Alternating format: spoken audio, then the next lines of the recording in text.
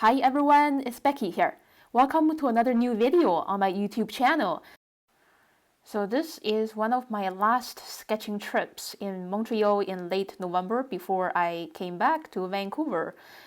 And look at this kitty. He's sitting right there quietly watching everyone passing by, and I can't wait to go inside. So it was pretty early in the day, before noon, and it's a weekday, so it's not too busy in here. So they have their own merchandise for sale. There's a white cat there, walking freely. So I ordered a cup of latte and a breakfast sandwich. So this is my new sketchbook. It's a Speedball brand handbook art journal, watercolor paper, 90 pounds. So this paper weight is different from the previous sketchbook that I was using. The 90-pound watercolor paper is actually more challenging to use compared to the 140-pound one. But anyway, this paper is not too bad. So I began drawing the contour outline of the mug. Yeah, so the handle is always fun to draw. Now I'm drawing the rim very loosely, and the liquid line up there, the nice little heart, the foamy texture of the latte. Now moving on to drawing the outline of the English muffin. It's like a circle cut in half, and drawing these grilling marks on the surface of the English muffin very loosely, and some pores, little dots to show the texture of the crunchy surface, and some little veggies, the egg and a bit of ham, adding a bit of accentuation with thicker line. So these two pieces of English muffin sandwich is actually a very short cylinder cut in half. Okay, so that's the prototype shape of this sandwich. Now I just drew the contour outline of the dish and loose lines for the rim and the shallow area in the middle. Now I'm ready to paint watercolors before these things get cold. So I just wetted those areas with clear water and punching on these mix of yellow ochre mixed with a bit of orange and burnt sienna for the second layer. Quick and loose. And now just mixing orange and burnt sienna to paint these darker tones of browns for the filling area of the sandwich. So when we're painting something, we don't have to be clear. We could always paint loosely to create a subtle effect. And now just wetting the mug and the plate area with clear water and putting on my own mix of gray that I mixed with ultramarine blue and a bit of royal purple in two quick layers of different tones. So these two pieces are white ceramic, and they have a lightly grayish tone. Very quick shadows for everything. Again, using ultramarine blue to mix with royal purple. That's it. That's my quick sketch. It took me about 10 minutes to draw and paint. So this cafe is such a cozy and enjoyable place to sit on a rainy day. So they have a lot of cat climbers and very cool interior decorations and everything. So before my interior sketch, I am gonna walk around and start petting some kitties. This kitty is super adorable, and I think he was the one sitting by the window when I walked in. Hey, so for the next 20 seconds of this video is gonna be cat ASMR. Ooh, just so comforting to pet him. It's a very soothing experience. So I think one day I am gonna have a cat or two in my home.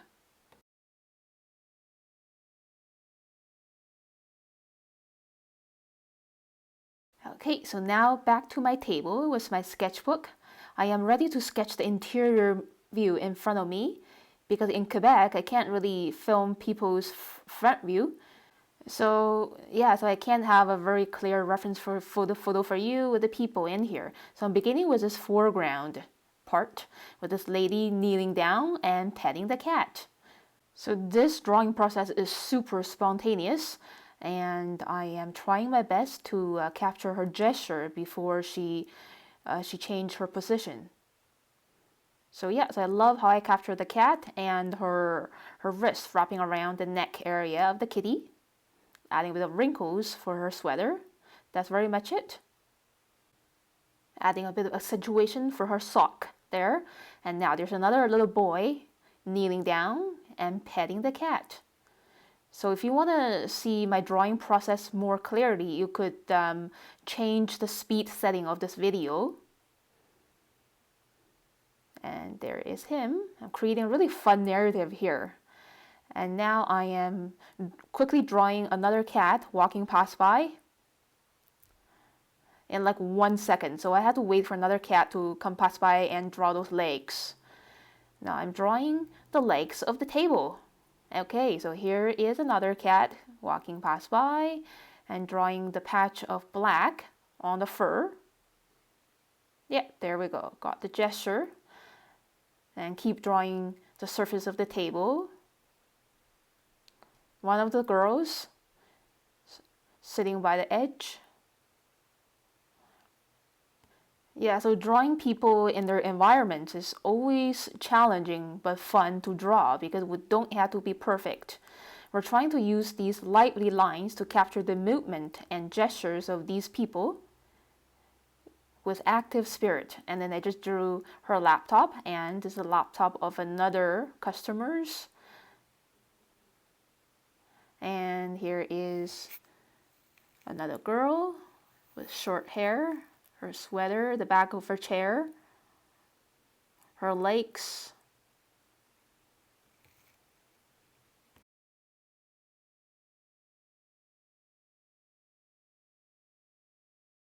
Yeah, so these people are sitting very nicely. They're barely moving, so it's a pretty easy drawing process.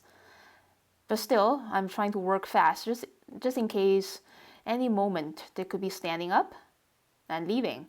And yeah, just drawing another laptop there in the far corner. And another girl with longer hair, coloring her hair with black because she's Asian. And another girl with a bun. So as you can see, I'm using a lot of quick and abstract lines and shapes to draw these people's jackets hanging on the back of the chairs. So I'm just kind of relaxing and not overthinking about making those things look real. Just keep adding more lines. So here they have a bookshelf. At the same time, it is a cat climber.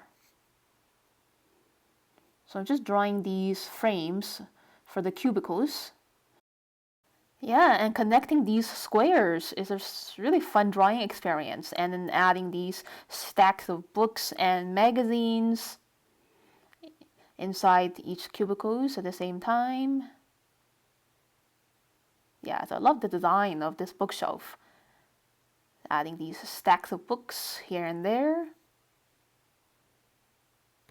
And this part of the drawing process is very relaxing. It's kind of like a buffering stage in the middle of a busy drawing process. When we're sketching a really complicated scenery, it's good to have like moments like this where that you don't have to count how many books are there in each cubicle and just draw, kind of summarize what's there. Alright, so after this, I'm ready to add more drama to this sketch. I'm adding this man here in glasses.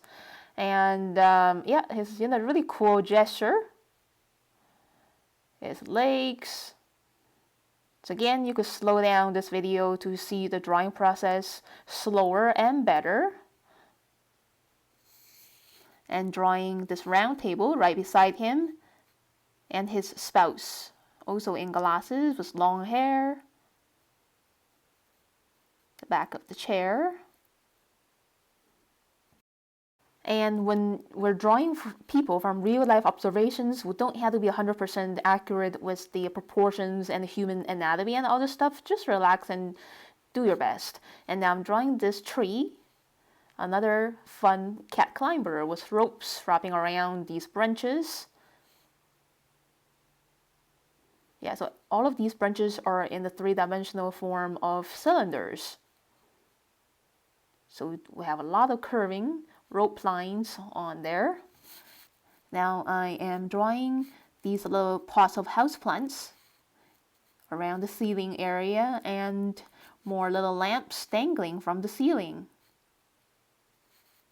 Another leafy houseplant or two there.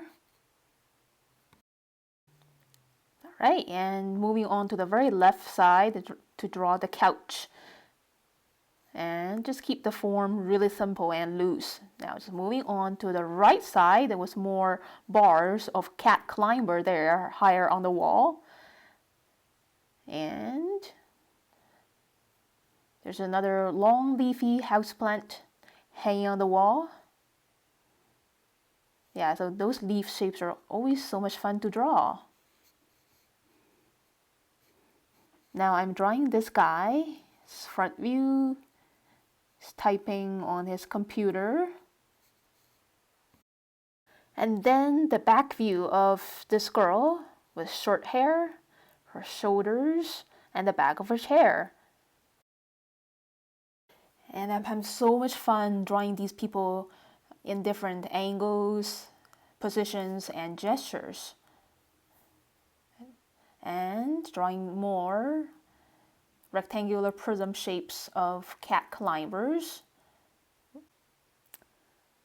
Yeah, it was fun to draw the combination of different rectangular prisms.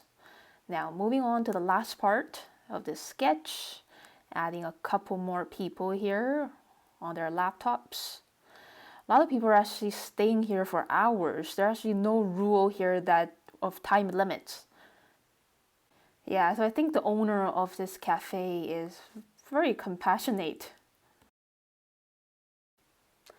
And they have a lot of kitties here open for adoption. Many of the cats here are actually very young, like babies. And they are very active and entertaining for the customers. Now I'm ready to paint watercolors for my sketch. Okay, so now I am using my large tip Holbein brand water brush to wet these wall areas and punching on a mix of lime green with a bit of medium yellow diluted. I love this soothing kind of green that I've seen in many cafes. It's a very refreshing color. And just spreading it all over the wall areas. I'm also controlling the amount of yellow into the lime green, so every few brush strokes is actually a slightly different tone of yellow-green. More of a sap green for the other wall on the left. So when beginning a watercolor painting, whether you're doing a landscape or an interior, it's very important to start with these broad shapes rather than starting coloring in those people's outfits. Okay, is this way we could establish an atmosphere and the mood very quickly and easily, and to speed up the painting process as well. And now I'm adding on the color for the floor. It's a mix of burnt sienna and yellow ochre. So far these colors are very much diluted. So when beginning a watercolor painting, I like to keep the tones very light. Now I am using leftover gray that I mix with ultramarine blue, a bit of royal purple, to paint these thin areas of cast shadow underneath those cubicles of the shelf, and also underneath every piece of the cat climber boards.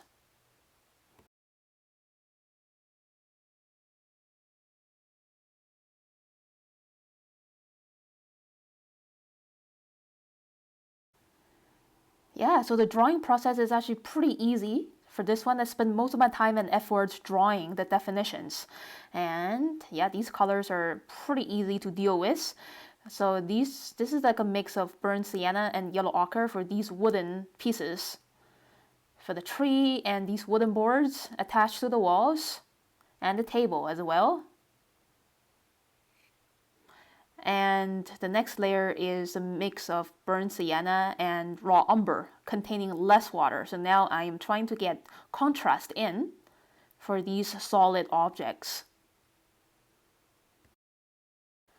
And you could also mix in ultramarine blue or cobalt blue into the burnt sienna to intensify the brown if you don't have raw umber. Okay, just adding this bit of shade color here and there. Yeah, same for here. A deeper tone of brown containing less water. And now I am using the leftover bits of reds, greens, and pinks and blues to paint the spine areas of these books and magazines. Yeah, just with little tiny dotting brushstrokes.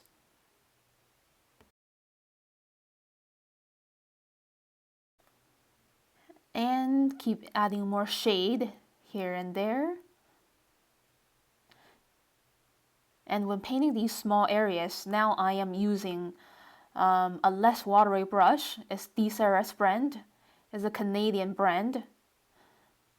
And yeah, so I just painted the blackboard on the wall back there.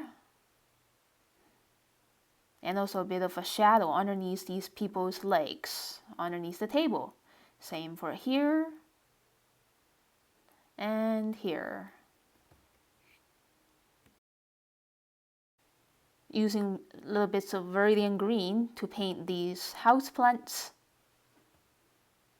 The first layer is more watery, and then for the second layer, I just mixed less water into the Verdun green and put it on to get the contrast. So when painting something to make them look more three-dimensional, you really have to pay attention to the shadows or the shaded areas.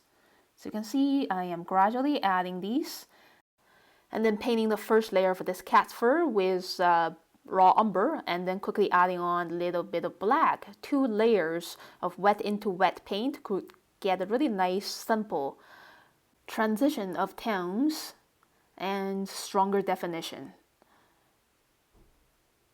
Again, more muted colors of these grays here and there. And now just grabbing a little bit of lemon yellow to paint the lamps, those bulbs.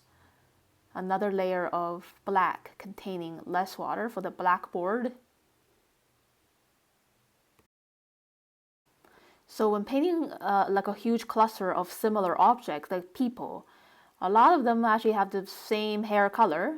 So I just painted the hair first to save time, and then finding the similar colors of these people's outfits and get those done at the same time. And then I mix my own skin color with orange and red, diluted with a lot of water to get the peachy tone of the skin. And painting these grayish colors for their jackets, sweaters, shirts.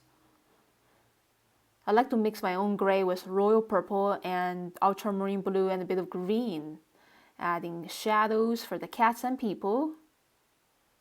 I always love mixing my own grays with the trio of blue, green, and royal purple or magenta. The more blue that I mix in, the more bluish gray it looks like. And final touches, and also more or less water. And this is a really wonderful opening spread of my new sketchbook with my brunch and this entertaining narrative of the cat cafe. Ooh, and this girl here, she is playing with the cats using the strap on her jacket. Ooh, it's a nice trio of cats. It's really hard to leave this place because the cats here are so nice. Here is one, a yoga cat. So their pastries and coffee and hot chocolate are very tasty. If you're visiting Montreal, I'd really recommend this cat cafe, Café Chato. Okay, that's it for today. Thank you for watching, everyone. See you next time.